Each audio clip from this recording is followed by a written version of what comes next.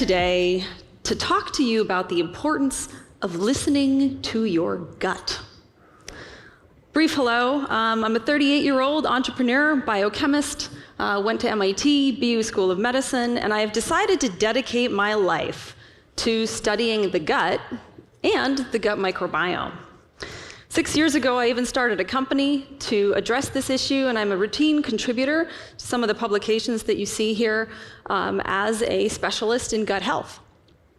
I've been really fortunate over the last few years to have worked with professional athletes and professional athletic teams to try to improve their gut health, because it's so intimately related to things like increasing performance, decreasing sickness, and improving recovery time. So why am I here today? Well, I'm here to talk to you about what I think is the most important organ, and that is the gut microbiome. So for those of you who don't know what the gut microbiome is, it's everything from your mouth to your colon, from entry to exit, all the bits in between. So your stomach, your small intestine, your large intestine, and all of the little critters that live in there. So bacteria, fungi, viruses, and cells. There are trillions of these little critters that are living in there. And we'll talk about this a little bit more later, but diversity is so important in the gut. So why is it important to have a healthy gut? Well, it's really important for long-term health. So if you have a healthy gut, you're going to feel more energetic. You're going to get sick less often. You're going to have better mental clarity and ultimately have better emotional well-being. Versus if you don't have a healthy gut, a lot of research is showing that this is related to things like autoimmune conditions, diabetes, neurodegenerative disorders like Alzheimer's, and even emotional issues like anxiety and depression. So our theme for today is, you are what you eat. So you're probably sitting there thinking, yeah, you know, as a kid, my parents always used to tell me, you are what you eat, as they tried to foist broccoli off on me, or if you were really, really lucky, Brussels sprouts and other things like that. But the reality is, they're actually right. Eating poorly can do really two things. So the first, one, it can prevent you from getting the nutrients that you need to stay healthy. And second, it can actually damage and change the entire composition of your gut, which will render it unable to digest things properly and create the nutrients that you need to function. So today we're going to look at 3 molecules that you get from dietary intake. You have to eat these things. So the first is something called tryptophan. You've probably heard of this. Thanksgiving comes, everybody talks about the tryptophan-induced coma that happens after you have your food. It's found in turkey, but it's also found in things like eggs and chia seeds. So your body takes tryptophan and converts it into a lot of other really important molecules, 2 of which we're going to talk about today. So one called serotonin. Serotonin is something that makes you happy, super important, and something called melatonin, which actually helps you to sleep.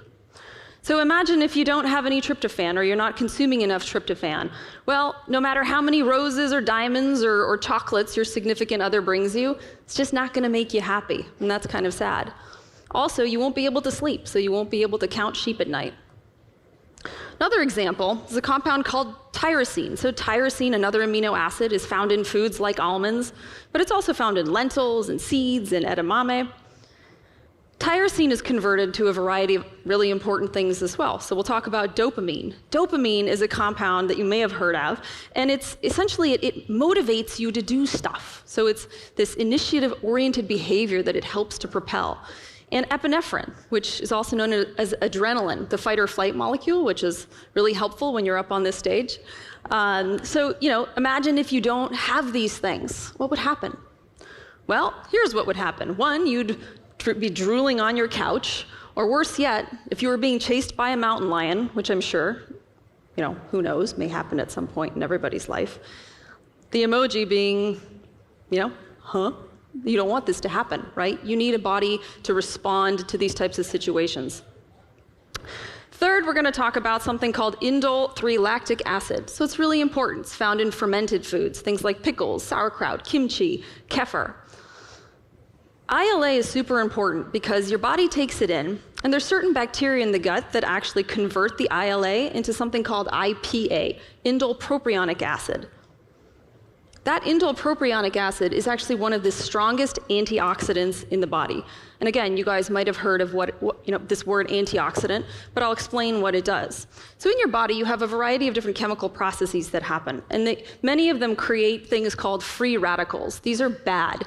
They're reactive species that go and damage your cells. They damage DNA, and then ultimately can lead to things like cancer. So these antioxidants come in and actually break down your free radicals, keeping you healthy longer. IPA, very important. So clearly eating certain types of foods is really necessary to keep you healthy, but it's not sufficient. A healthy microbiome is needed to be able to execute these conversion processes that we're talking about, to take things in, to digest them, and to spit out other molecules that are really important to your health. So let's talk a little bit about what makes a healthy microbiome. So I've tried to simplify this a bit, but essentially each emoji is a type of bacteria. You have different ones, right? So you've got some that digest veggies, some that digest meats and breads and oils, and your gut is populated by many, many different types of things. So in a healthy gut, you have very diverse species in there. Now let's say you decide that you are just going to eat foods that are really high in fat. Things like hot dogs and ice cream and pizza, although pizza sounds really good right now. If you train your system to do this, your gut's going to start producing more and more of the type of bacteria that are used to seeing the kinds of foods that you eat. And eventually you're going to skew the ratios. Those bacteria are going to outcompete the other types that are there because they're just not being used. And then you'll end up with a situation where you can have a very unhealthy, not diverse set of bacteria in your gut. Now, you might ask, can you reverse that? Yes, but it often takes a lot of time and energy to do. Sometimes you actually can't. Sometimes you just, once those bacteria are gone, it's really tough to bring them back.